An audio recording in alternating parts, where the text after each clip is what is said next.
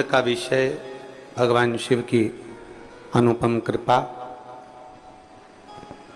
आप सभी पर, जो इस गुरु पूर्णिमा महोत्सव में आप और हम सभी भगवान शिव की विरल भक्ति को प्राप्त कर रहे हैं। मानव शरीर, मानव की देह और उस मानव शरीर में, उस मानव की देह में, मनुष्य की देह में जगत सिंह, फुलवासी सिंह, जगत सिंह, फुलवासी सिंह मुंबई से हैं। एक यजमान ये भी हैं, एक बार इनके लिए भी जोरदार ताली बजाकर साधु था।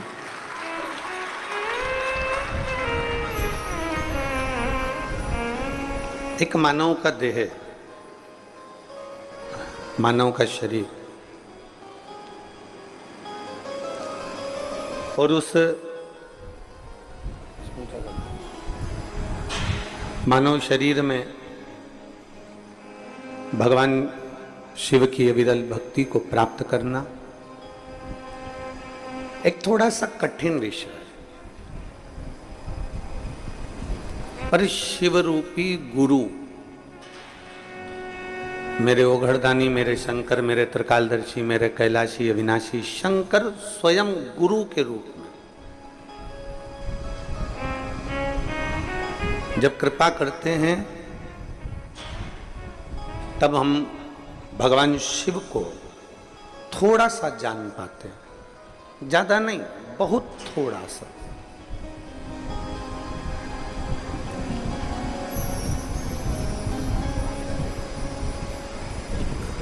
एक बार सती माता ने भगवान शिव जी से एक प्रश्न किया था।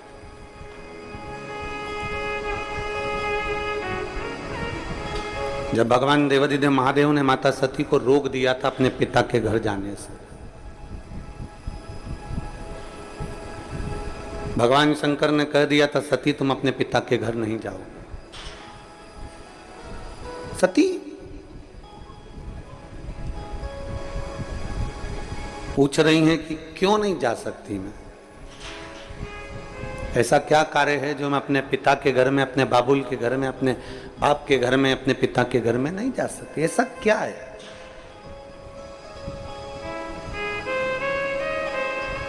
तब भगवान शिव कहते हैं सती तुम जान नहीं सकती, तुम मुझे अच्छे से पहचानी नहीं। सती अभी तुमने मुझे जाना नहीं।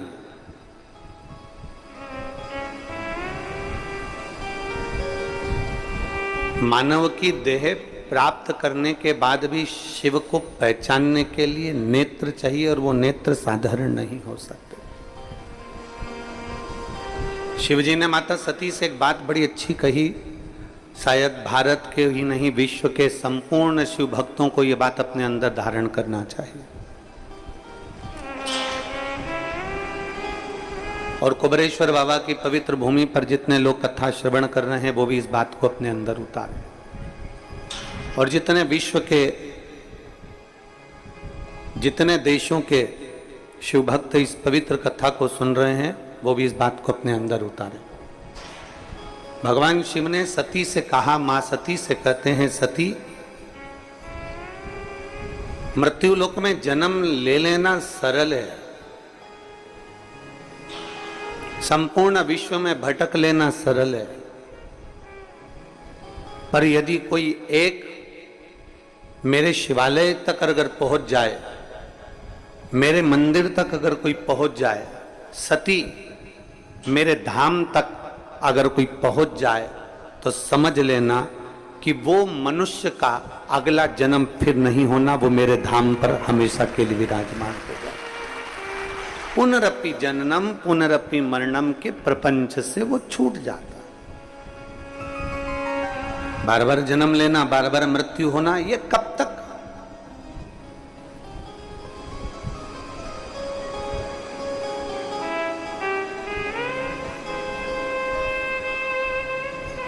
एक मुंबई से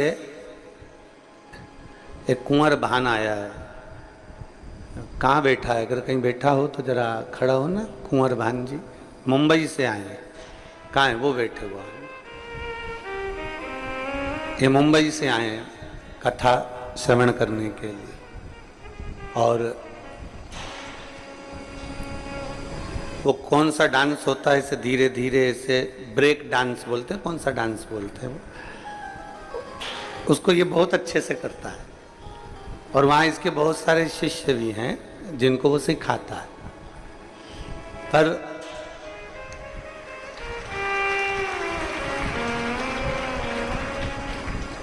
कथा इसने ऐसी रम ली और रहता ऐसा है बिल्कुल जैसे कि उसको कोई पहचाने ही ना है। तो कल वो आया कक्ष में और बोला कि गुरुजी मेरे को आपके चरण पकड़ना है। मैंने कहा मेरे क्यों पकड़ रहा है, भोलेनाथ के पकड़। कहे मैंने भोलेनाथ जी के तो पकड़े हैं पर एक निवेदन भोलेनाथ जी से करना है। हमने कहा क्या?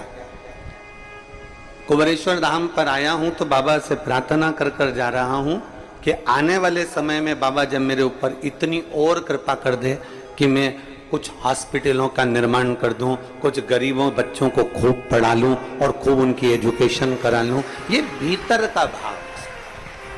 बेटो कुंवर भान आपको बहुत बहुत साधु था।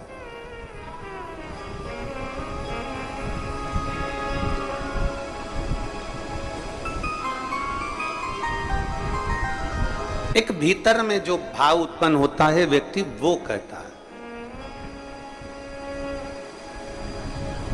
और हम फिर कहेंगे, आप कुबेरेश्वर बाबा की पवित्र धरा पर आए हो ना, तो बाबा से कहना जो तुम्हारे को हमारे लिए अच्छा लगे ना वो तुम दे देना।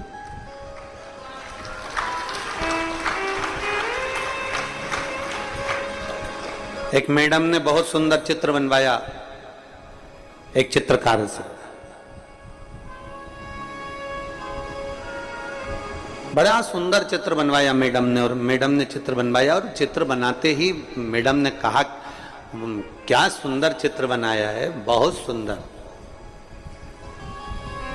आपकी मेहनताई बताओ कितने डॉलर देना है आपको, बोलो जल्दी से। अब चित्रकार विचार कर रहा है कि मेरी चित्रकारिता का तो $200 बनता है, पर मैडम तो बड़ी अप टू डेट लग रही है तो कम से कम $400 तो लेना चाहिए।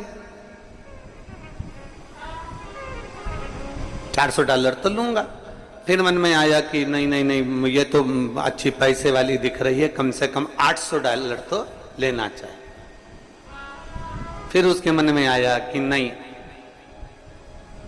$1000 मांग लेता हूं।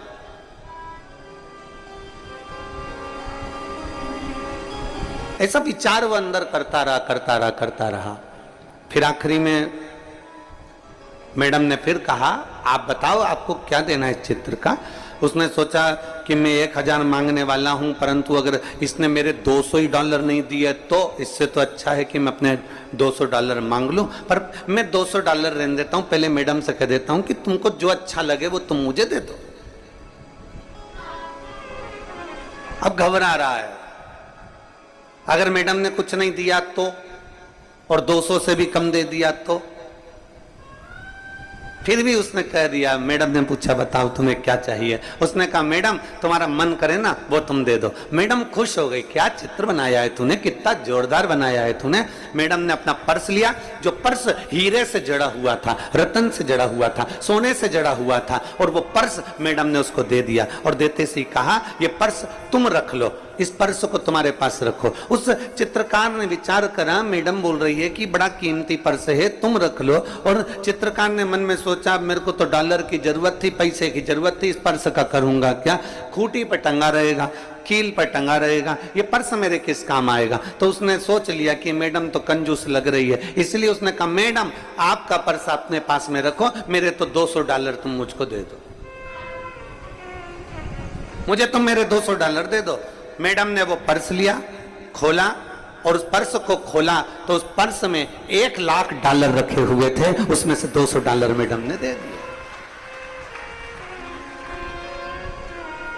अब मैडम कीमती पर्स भी दे रही थी, मैडम $1,00,000 भी दे रही थी, पर मांगा हमने केवल उतना है जितना हमारे को हमारी सोच से, हमारी बुद्धि से, हमारे चित्त से ठीक लगा, हमने उतना मांग लिया। कभी कुबेरेश्वर बाबा की धरा पर आना, कभी बाबा के धाम पर आना, कुबेर भंडारी की इस पवित्र भूमि पर, कंकर शंकर की भूमि पर आना। जब तक तुम्हारा मानव शरीर है, मनुष्य की देह है, चारों धाम कर लेना, 12 ज्योतिर्लिंग कर लेना, सारे तीर्थ होकर जाना, सारी नदी और सरोवर में स्नान कर लेना, और जिंदगी में एक बार कुबेरेश्वर बाबा की धरा पर जरूर आना।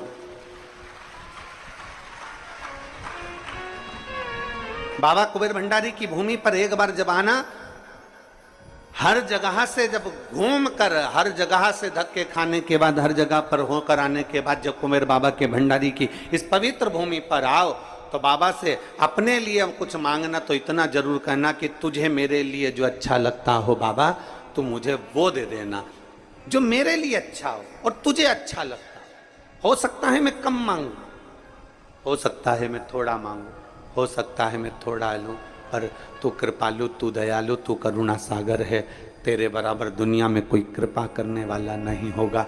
तू मुझे देना, तेरी मर्जी से देना। और फिर निवेदन है, देवता देते हैं पल्ला झाड़ कर और महादेव देता है छप्पर फाड़ कर। वो देने में कमी नहीं रखता। यहां एक मां बैठी है, रीमा भदौरिया, पति का नाम है गिरिराज सिंह भदौरिया। मैं जिला भिंड की रहने वाली हूँ। गांव है शुक्लपुरा, ग्वालियर में रहती हूँ। मेरा मोबाइल नंबर ये है। कहीं बैठी हैं? कहीं बैठी हो तो हाथ हिला सकती हैं।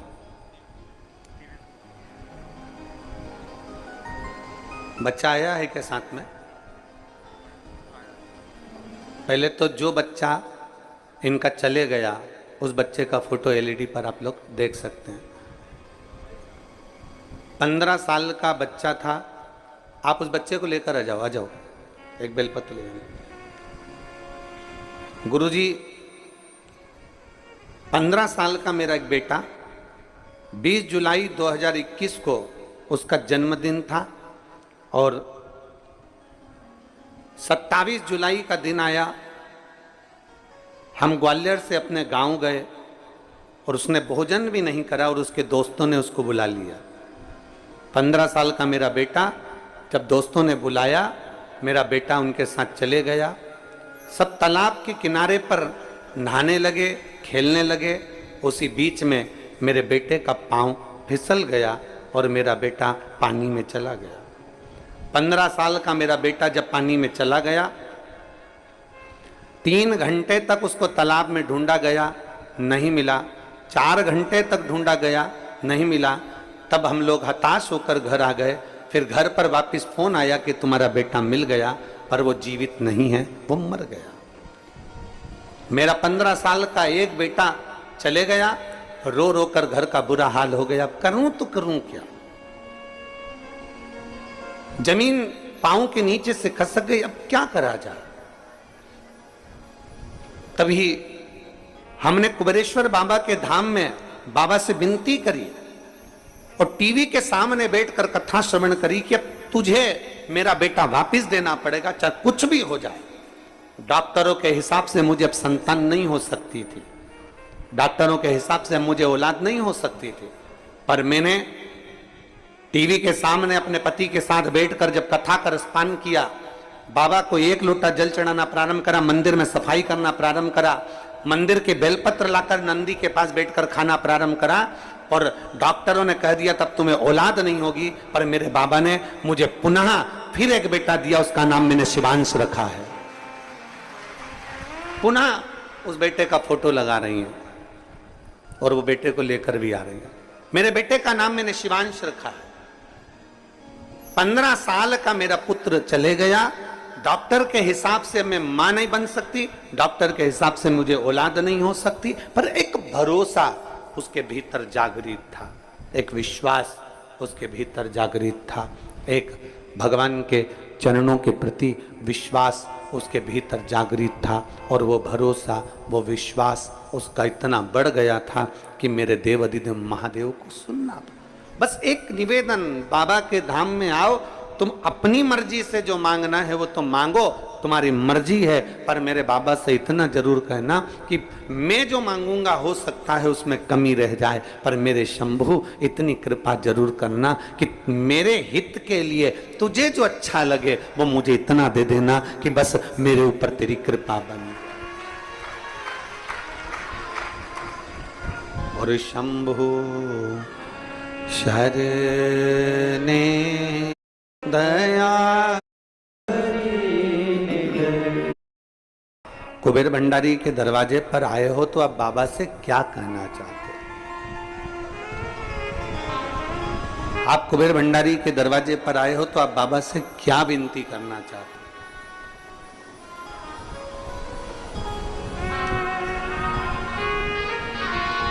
हो? एक दिल से, एक प्रेम से, एक स्नेह से, एक वात्सल्यता से बाबा को पुकारा जाए।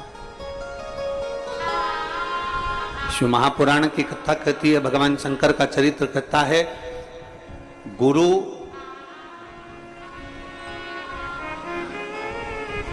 का एक काम है परमात्मा के द्वार तक तुम्हें पहुंचा देना।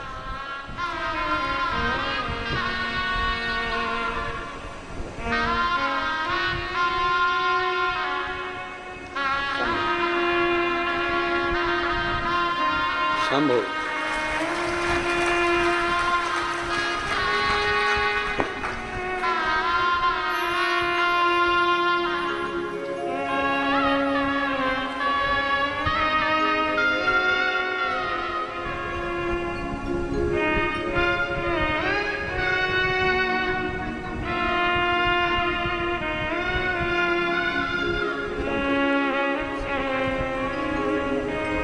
एक विश्वास हम हमारे शिव के प्रति जागृत करें।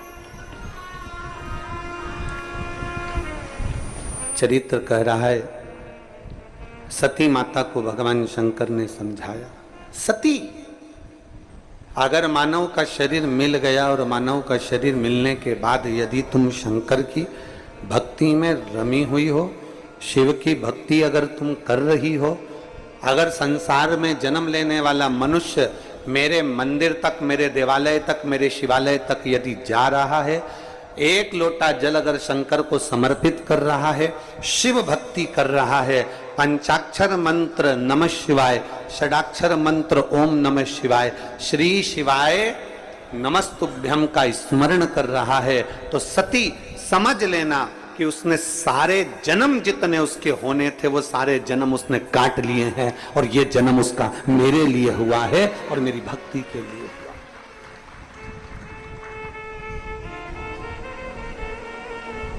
ये जन्म उसका केवल एक शिव भक्ति के लिए हुआ।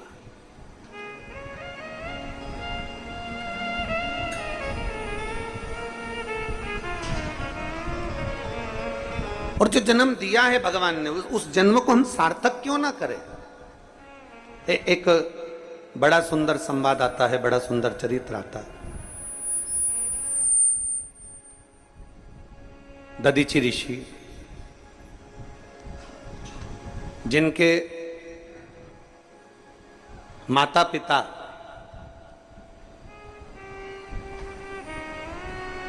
मां शांति और पिता अथर्वा, अथर्वा ऋषि और मां शांति, इनके घर में कोई औलाद नहीं है, इनके घर में कोई संतान नहीं है, और दोनों के घर में जब औलाद नहीं, संतान नहीं, दोनों शिव भक्ति में रमे हुए हैं। कल हमने कथा में कहा था कि भगवान देवाधिदेव महादेव थोड़ा परीक्षा जरूर लेता है, परीक्षा तो लेगा वो, पर उस परीक्षा में आपको बस इतना करना है कि उसके आश्रित हो जाना। आप उसके आश्रित हो जाओ परीक्षा में। आप जितने उसके आश्रित हो जाओगे वो संभाल लेगा, फिर आपको भटकने नहीं देगा, फिर आपको इधर उधर डोलने नहीं देगा।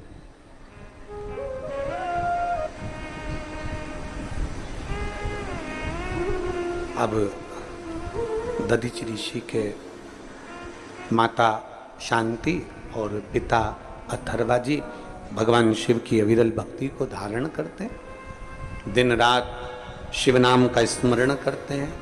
ओम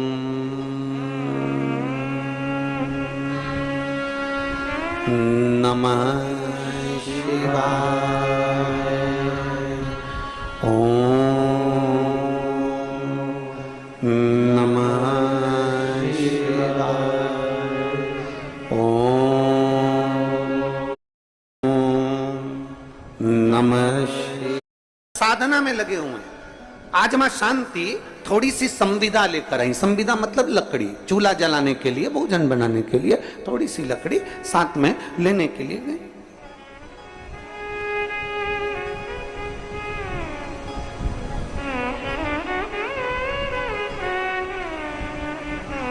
अब थोड़ी सी लकड़ी जब लेने के लिए गई और लकड़ी लेने के लिए जब वो जाती हैं वन में, जंगल में, और लकड़ी बीन कर जब लेकर आ रही थी, बस लाते लाते लाते लाते लाते लाते माता शांति एक राह में पड़े हुए एक पत्थर से थोड़ी सी ठोकर लग जाती है, और ठोकर लगी और मां शांति उस जगह पर थोड़ा सा गिर गई। गिरी, थोड़ी देर बैठ गई। बैठा तो देखा कि एक गोल सा पत्थर पड़ा हुआ है और बड़ा सुंदर पाषाण है, बड़ा सुंदर पत्थर है, बड़ा सुंदर कंकर है। माता शांति ने उसी समय उस पत्थर को अपने उस हाथ से उसको हिलाकर, उसको उठाकर अपने पल्लू में उसको रख लिया और उस पत्थर को लेकर, उस कंकर को लेकर माता शांति अपने पति अथर्वा जी के पास में आई। जैसे आप लोग कुबेरेश्वर धाम आते हो, पूजन करते हो, कंकर शंकर की पूजन करे, जल चढ़ाया, शिव की आराधना करी, फिर आप लोग एक कंकर को उठाकर ले गए, उस कंकर का आराधना करी, पूजन करी, पल्लू में बांध कर उसको ले गए। वैसे शांति मां अथर्वा ऋषि की धर्म पत्नी अपने पल्लू में ठोकर लगे हुए उस कंकर को उठाकर, उस एक पाषाण को उठाकर, एक पत्थर को उठाकर, एक स्वरूप को उठाकर रख लेती हैं और लकड़ी का गट्ठा सिर पर है। मां शांति अपने पति के पास में आश्रम में पहुंच जाती हैं। सुंदर आनंद है, चारों तरफ सुख ही सुख था, चारों तरफ आनंद ही आनंद था। आज जैसे ही अथर्वा बाबा ने पूछा, शांति तुम क्या लेकर आई हो, तुम्हारे पल्लू में क्या है? तुम तो संविदा लेने के लिए गई थी, तुम तो लकड़ी लेने के लिए गई थी, और संविदा लाते लाते तुम ये क्या पल्लू में बांध कर लेकर आ गई? तभी शांति ने बड़े भाव से कह दिया, क्योंकि शिव की आराधना करती थी, शंकर की उपासक थी, शिव आराधना में डूबने वाली थी, शिव भक्ति में डूबने वाली थी, शंकर की आराधना में रमने वाली थी। और जो शंकर की आराधना में रमने वाला होता है, जो शिव भक्ति में रमने वाला होता है, जो शंकर की आराधना करने वाला होता है, जो शिव की उपासना करने वाला होता है, वो जो कंकर मिलता है उस कंकर को उठाकर शंकर को देखने का प्रयास करता है और उसे कंकर में भी शंकर नजर आने लगता है।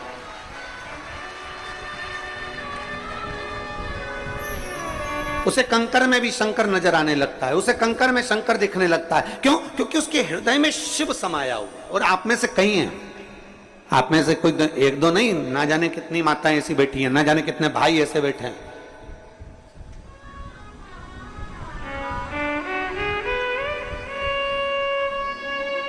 आप में से कई माताएं, कई भाई ऐसे बैठे हैं जो कुबेरेश्वर बाबा की पवित्र भूमि पर बैठते हैं, एक कंकर उठाते हैं, पूजन करते हैं, पूजन करके उसको हाथ में लेकर बहुत देर तक देखते रहते हैं कि इसमें शंकर तो मुझे नजर आए, मुझे शिव तो दिख जाए। और सत्यता तो यही है, नीला चश्मा लगाओगे तो सब नीले दिखेंगे, पीला लगाओगे पीले दिखेंगे। जब दिल में शिव बैठा होगा ना, तो कंकर में भी शिव ही नजर आना प्रारंभ हो जाता है। ये निश्चित शिव ही दिखता। तो वो कहते हैं ना, अरे मैं हूं प्रेम रोगी, मेरी दवा तो कराओ, जाओ जाओ जाओ किसी वेद को बुलाओ, मैं हूं प्रेम रोगी। जो शिव की भक्ति का डूबा हुआ रोगी होता है, शंकर की भक्ति में डूबा रहता है, राम की भक्ति में डूबा रहता है, कृष्ण की भक्ति में डूबा रहता है, जो परमात्मा की भक्ति में डूबा रहता है, शिव भक्ति में जो रमा रहता है, उसको चारों तरफ शिव नजर आते हैं, उसको चारों तरफ भगवान देव महादेव नजर आते हैं, उसको चारों तरफ शंकर नजर आते हैं। हर एक में वो शिव को देखता है, हर एक में वो शंकर को देखता है, सब में शिव को नजर आता है।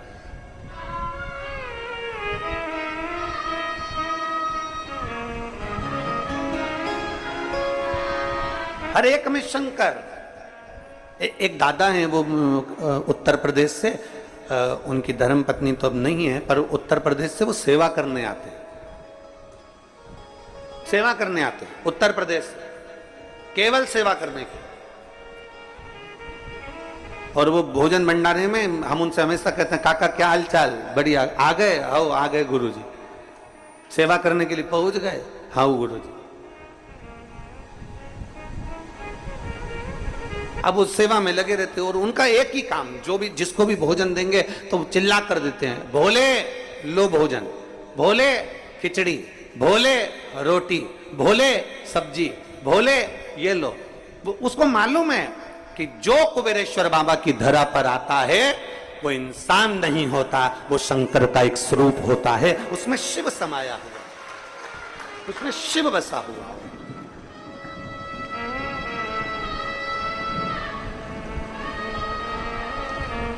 जो आया वो शिव का एक स्वरूप। और तेरी कृपा बिना ना हिले से तन उतारता। मध्य प्रदेश की निवासी हूं, कहीं बैठी हो जिन्होंने पत्र लिखकर भेजा है, अगर कहीं बैठी हो तो हाथ हिला सकती हैं, अगर कहीं बैठी हो तो हाथ हिला सकती हैं और आकर बेलपत्र ले सकती हैं। मेरा नाम सीमा ठाकुर है, मेरे पति का नाम सुरेंद्र ठाकुर है, मैं कैमूर जिला कटनी मध्य प्रदेश की रहने वाली हूँ। बाबा, मैं पिछले 2 वर्ष से काफ़ी परेशान थी। मेरे बच्चेदानी में 2 गठाने थी, जो गठाने समय के साथ बढ़ती जा रही थी। 2 वर्षों से दवाइयाँ खाने के बाद भी वो बढ़ती ही जा रही थी। मेरी गठान नहीं घुल रही थी और मेरे बहन के कहने पर फिर हम डॉक्टर को दिखाए तो डॉक्टर ने कहा कि इसका ऑपरेशन करना पड़ेगा। तब हमने ऑपरेशन का विचार तो कर लिया, पर मेरी बहन बोली कि एक बार अपन सीहोर चलते हैं, आस्था चैनल पर सीहोर वाला महाराज कथा करता है, तुम पहले एक बार पूरी कथा टीवी के सामने आसन लगाकर सुनो और शिव जी को बेलपत्र चढ़ाकर खाओ, फिर अपन सीहोर चलेंगे। मेरी बहन के कहने पर हमने आस्था चैनल पर टीवी के सामने बैठकर कथा सुनी। फिर हम बाबा के धाम आए, यहाँ से रुद्राक्ष लिया, उस रुद्राक्ष को हमने पानी में डालकर तांबे के कलश में वो पानी शिव जी को चढ़ाना प्रारंभ करा और एक बेलपत्र नंदी के पास बैठकर खाना प्रारंभ करी। बाबा का मैं क्या गुणगान करूं गुरुदेव।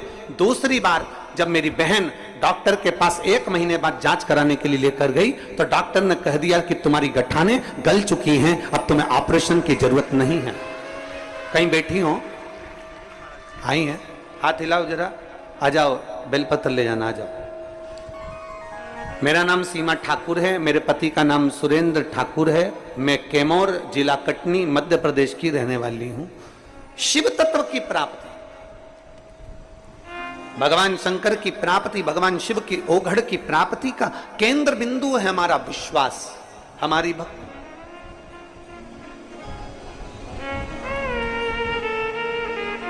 और बोल बम का नारा है, जम के जरा जम के बोले, बोल बम का नारा है। आप उसके आश्रित हो जाओ। मेहनत आपको करना है, कर्म आपको करना है, संघर्ष आपको करना है, मंदिर तक आपको जाना है, लोटा भर के जल भी आपको चढ़ाना है। सीहोर वाला महाराज चढ़ाने के लिए नहीं आएगा तुम्हारे लिए। हमारे बेलपत्र खाने से अगर तुम्हारा रोग ठीक हो जाए तो हम खा ले लो, पर ऐसा नहीं। हाथ में खुजाल चली है तो हमको ही खुजाना है, खांसी आई तो हमको ही खांसना है, छींक आई हमको ही छींकना है, तो दुख आया तो मंदिर भी हमको ही जाना, कौन दूसरा जाए।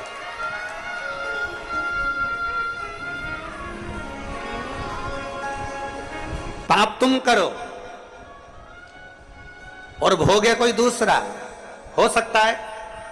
अरे बोलो तो जम के, नहीं। पुण्य तुम करो, लक्ष्मी तुम्हारे पास आए, कोई दूसरे के पास जाएगी क्या? नहीं। हमारे कर्म का भोग हमको भोगना है, हमारे कर्म के अनुसार हमको जीना।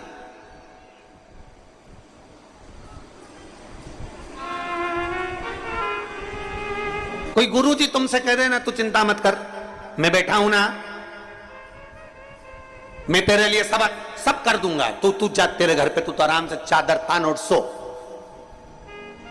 गुरुजी कह दे तुम चिंता मत करो, मैं बैठा हूं, मैं कर दूंगा, साफ कर दूंगा, मैं साफ कर दूंगा मैं। अरे भाई, कबीरा बाबा कहते हैं कि गुरु की करनी गुरु भरेगा और चेला की करनी चेला उड़ जाएगा हंस अकेला। गुरु अपने कर्म को भोगेगा, चेला अपने कर्म को भोगेगा।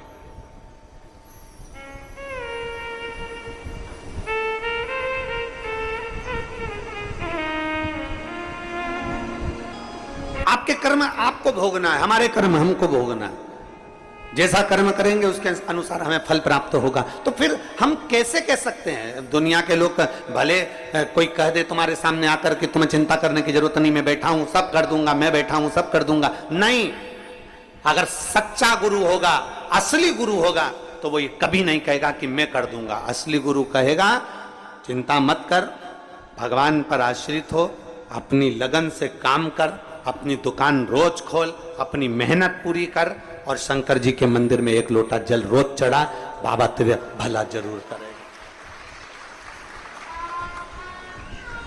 गुरु नहीं।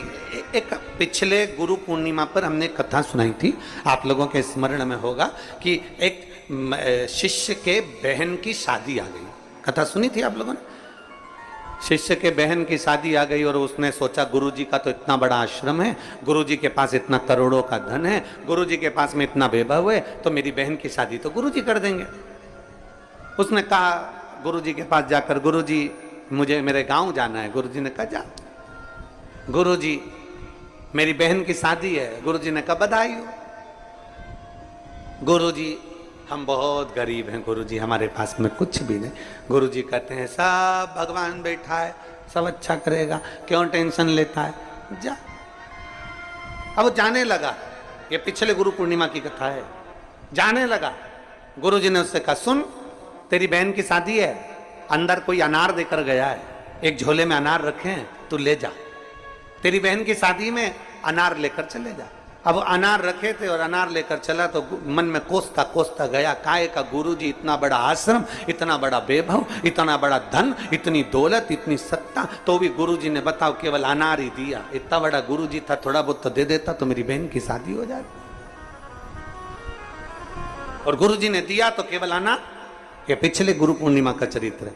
अब वो अनार का झोला लेकर चला, मन से कोसता कोसता चला, गुरुजी को खूब कोसता कोसता चला, काय का गुरुजी, काय का गुरुजी, काय का गुरुजी, काय का गुरुजी करता करता पहुंच गया। रास्ते में जंगल में गया तो जंगल में एक जगह पर बैठा हुआ था, वहीं का राजा बीमार पड़ गया। राजा को दवाई देना थी, दवाई देने के लिए अनार का रस चाहिए था। अनार राजा के भवन में नहीं, महल में नहीं, नगर में नहीं, गांव में नहीं, कहीं अनार नहीं मिला। तब दूत ढूंढते ढूंढते जंगल में पहुंच गए, इसके झोले में अनार मिल गए। इससे कहा हमको अनार चाहिए। उसने कहा नहीं दूंगा, ये मेरे गुरुजी ने मेरी बहन की शादी के लिए दिया है, मैं नहीं दूंगा। उन्होंने उसको पेड़ से बांध दिया और उसके अनार ले जाकर राजा को दे दिए। राजा ने उस अनार के रस में दवाई ली, ठीक हो गया। राजा ने कहा अनार कहां से लाए थे? हम जहां से लाए थे उसको तो हम बांध कर छोड़ कर आए हैं। राजा गया, लाओ उसको पकड़कर मेरे पास में, उसको लेकर आए। पूछा भाई हमने तुम्हारे अनार के रस में दवाई ली है, हमने तुम्हारे अनार के रस में दवाई ग्रहण करी है और हमारा शरीर ठीक हो गया।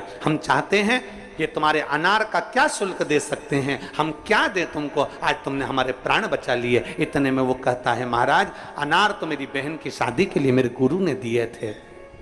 तुम्हारी बहन है? हाँ। उसकी शादी है? हाँ। चिंता मत करो, तुम्हारी बहन की शादी जैसे एक राजा की लड़की की शादी होती है वैसे तुम्हारी बहन की शादी होगी।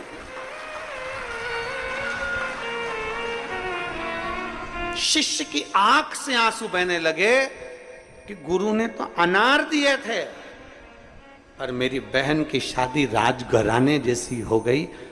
मतलब गुरु तो केवल कह देता है, गुरु तो केवल बोल देता है कि आपको एक लोटा जल मंदिर तक लेकर जाना है। गुरु तो कह देता है कि श्री शिवाय नमस्तुभ्यम जपना है।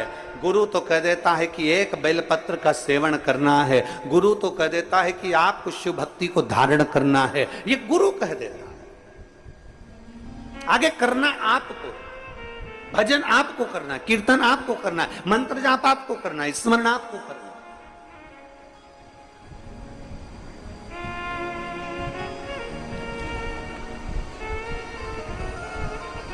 और भोले मैं तेरी पतंग, शंभू मैं तेरी पतंग, हवा बिच उड़ती जावांगी, बाबा डोर हथो छड़ी ना मैं कट्टी जावांगी। भोले मैं तेरी पतंग, शंभो मैं तेरी पतंग, जो कट गई ना शंभू तो मैं लुटी जावा, जो कटी गई ना शंभू तो मैं लुटी जावा।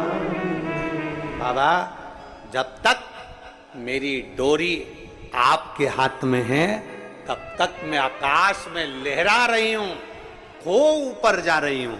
पर बाबा अगर तूने छोड़ दिया, मैं कट गई, तो दुनिया के लोग मुझे लूट लेंगे, फिर मैं ना जाने किसके हाथ में जाऊंगी। इसलिए अपने हाथ में,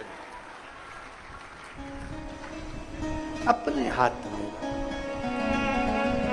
हमें किसी दूसरे के हाथ में नहीं जाना। भजन करो पर भटको नहीं, भजन करो पर भटको नहीं। एक आश्रित होकर भजन करो, एक आश्रित होकर, भटकना नहीं है। शिव के मंदिर जाते हो आप लोग? अरे बोलो तो जम के जाते हो। लोटा भर के जल चढ़ाते हो, घर से ले जाते हो। अब तुम कोई कह दे कि थोड़े दिन शंकर के मंदिर में जल चढ़ा कर देख लिया, फिर विचार करा शंकर जी नहीं सुन रहे तो दूसरे मंदिर में जाकर देख लिया, फिर तीसरे मंदिर में जाकर देख लिया। भटकते भटकते ना जाने कितना समय निकलता चले गया और आपने अपनी मंजिल को छोड़ दिया, आपने अपने लक्ष्य को छोड़ दिया। वो लक्ष्य समाप्त हो गया, फिर कैसे मिले? तेरे मंदिर में आना मेरा काम है और मेरी बिगड़ी बनाना। मैं आ तो गया हूं मगर जानता हूं, मैं आ तो गया हूं मगर जानता हूं, तेरे दर पे आने के काबिल नहीं हूं, तेरे दर पे आने के काबिल नहीं हूं, मैं आ तो गया हूं मगर जानता, तेरी कृपा से आए, तेरी दया से आए। शांति, अथर्वा ऋषि कर रहे हैं, शांति क्या लेकर आई हो तुम? तुम्हारे पल्लू में क्या है? तुम्हारे पल्लू में क्या रखा है? क्या लेकर आई हो तुम? अथर्वा बाबा ने पूछा तो शांति ने कह दिया, बाबा, अथर्वा ऋषि से कहा, अपने पति से कहा, स्वामी मैं आ रही थी, रास्ते में मुझे ठोकर लगी, एक पत्थर पड़ा था, पत्थर बड़ा सुंदर था, उसमें मुझे शिव नजर आ रहा था, इसलिए मैं उस कंकर को उठाकर यहां लेकर आ गई अपने धाम। तुझ में रब दिखता है यारा में। अरे बोलो तो यारा में क्या करूं? हर एक में शिव दिखता, कई कई माताएं तो ऐसी हैं, कई कई भाई बंधु ऐसे हैं, कई कई बेटियां, कई कई बेटे ऐसे हैं कि वो गली में से अपने मोहल्ले में, नगर में, अपने गांव में, अपने शहर में, अपने कॉलोनी में जहां रहते हैं, तो मोहल्ले में जहां निकल कर जाते हैं ना, तो कभी कभी उनको ऐसा महसूस होता है कि जैसे सीहोर वाला महाराज की कथा टीवी पे चल रही है।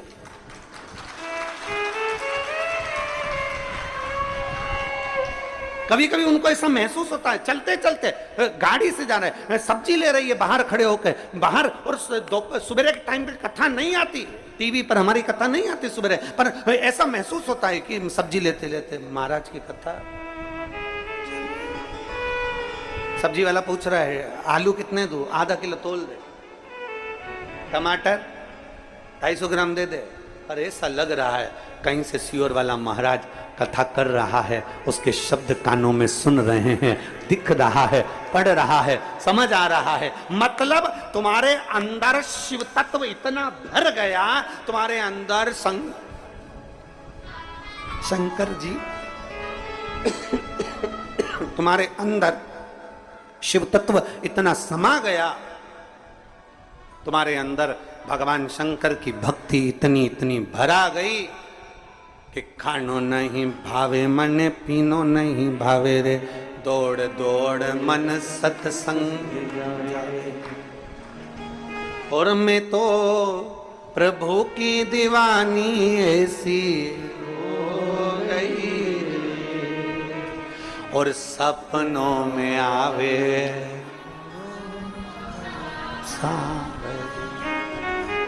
स्वप्न में भी वही दिख रहा, सो रही अपने घर में और सपने में देख रही। स्टेशन पे उतरी हूं, ट्रेन, ऑटो वाला चिल्ला रहा है कुबेरेश्वर धाम, कुबेरेश्वर धाम, कुबेरेश्वर धाम। बैठ गई, पहुंच गई, बाहर रोक दिया, कीचड़ बहुत था, बैग सिर पे धरा, बाजू में टोरे को धरा, छोरी का हाथ पकड़ा और पहुंच गई। अंदर गई, ऑफिस में जाके पूछा रूम मिलेगा, नहीं है, ठीक है। टीन शेड में गई, बेटी को बेटा दिया, स्नान किया, उनके तैयार करा, मैं टीन शेड में बैठी बैठी कंगा कांच निकाल के मैं पाटी माटी पाट पुरा दिया। मैं थोड़ी देर मुंह को कर कुरा के और तैयार होके और मांग में सिंदूरा भर के एकदम चटाक पीला और पूरा सिंदूरा भर भुरा के, और फिर नल ढूंढी पानी का मिलेगा, और फिर नल में से पानी भरा, टोरा इधर छोरी इधर, छोरी को पकड़ाया लोटा, हाथ पकड़ा छोरी का, कुबेर भंडारी के कंकर शंकर भी ने पूजन करी, जल चढ़ाया। सपने में सब देख रही है, इसको सुधी नहीं थी बाजू के, बस जल चढ़ा रही थी। इसको क्या मालूम था कि महेश को चढ़ाना था, बाजू में जो महेश सोया था उस पर चढ़ा दिया है। वो लोटे की जगह बाजू में जो रात को सोते समय पानी का जग रखती थी, वो ही उठा लिया था सपने में, और बाजू में ऐसा लगा शंकर जी सो, पति धड़ाक से उठा।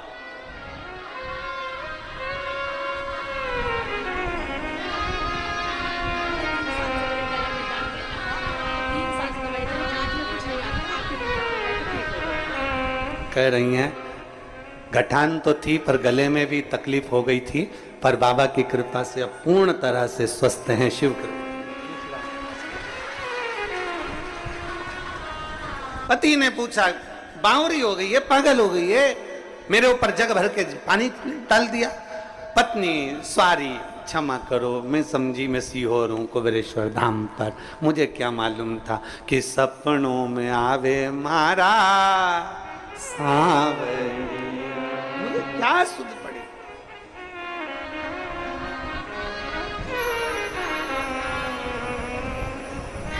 कभी कभी तो लोग घर चले जाते हैं ना, तो घर पर जाने के बाद सीहोर में जो कुबेरेश्वर बाबा की खिचड़ी खाकर जाते हैं ना, बाबा की जो खिचड़ी प्रसाद बनता है, तो वो खिचड़ी जब खाकर जाते हैं तो उनको घर पर याद आती है कि सीहोर जैसी खिचड़ी बनाना है, सीहोर जैसी खिचड़ी बनाना है, कुबेरेश्वर बाबा जैसी खिचड़ी बनाना है। अब पत्नी से कह भी देता है कि देखो वो सीहोर में बनी थी ना, ऐसी पतरी पतरी खिचड़ी वैसी बना, अब पत्नी बनाई तो थी, पर उसको क्या मालूम था खिचड़ी की जगह वो कलब देने वाला झोलिया बन गया था।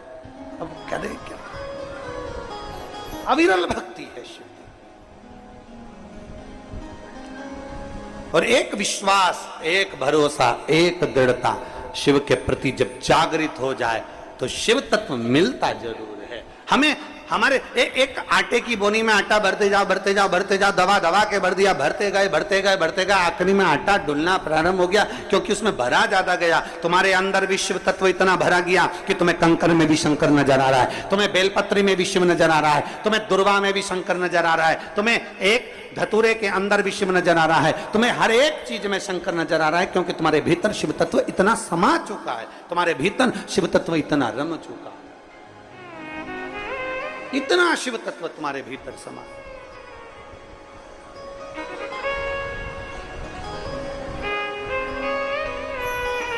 और महाराज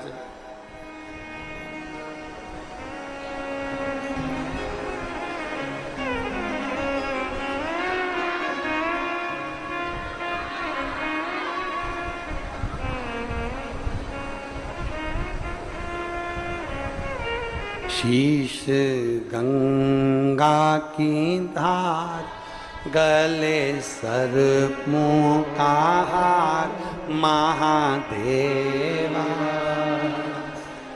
लेके से करूं तेरी सेवा।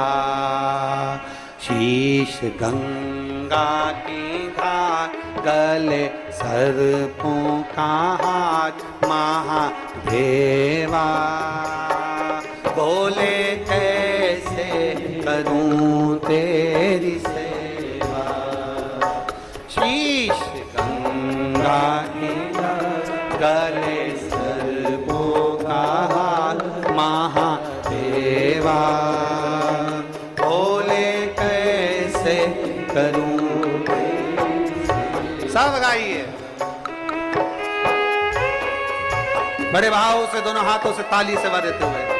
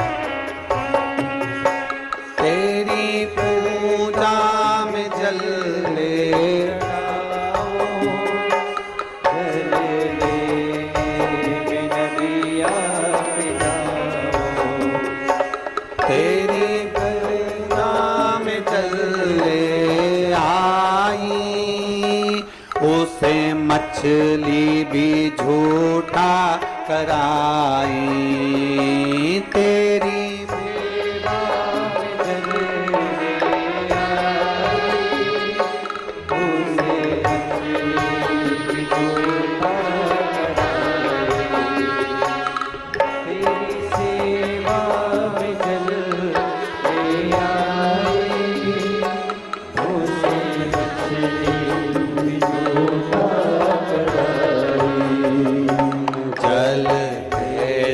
चढ़ाऊं भोले कैसे रिझाऊं महादेवा, भोले कैसे करूं तेरी सेवा। शीश गंगा की धार, हार, गले सर्पों का हार महादेवा। बोले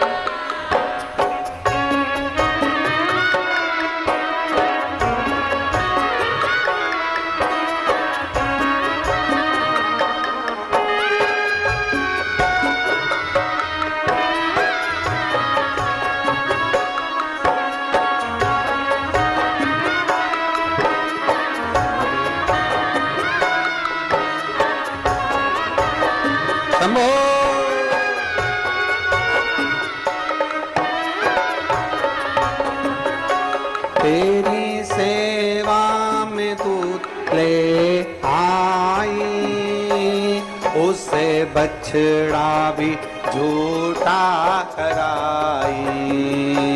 तेरी सेवा में दूत ले आई, उसे बछड़ा भी झूठा कराई।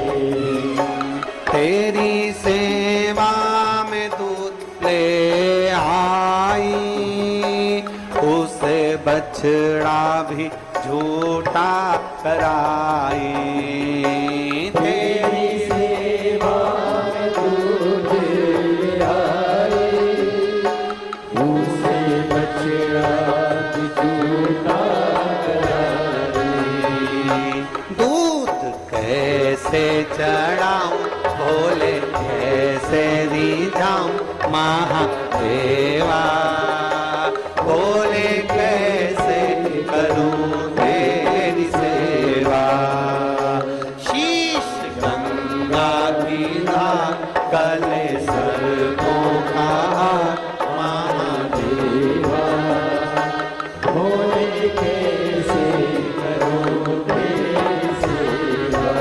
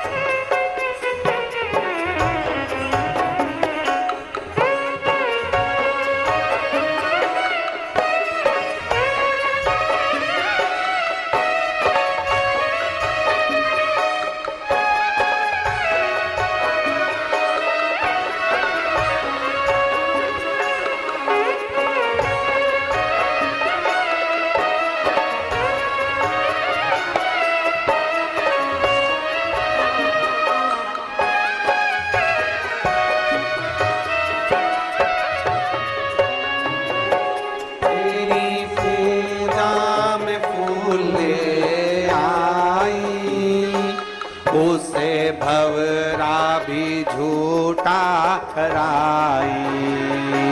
तेरी सेवा में फूल आए, उसे भवरा भी झूठा कराई।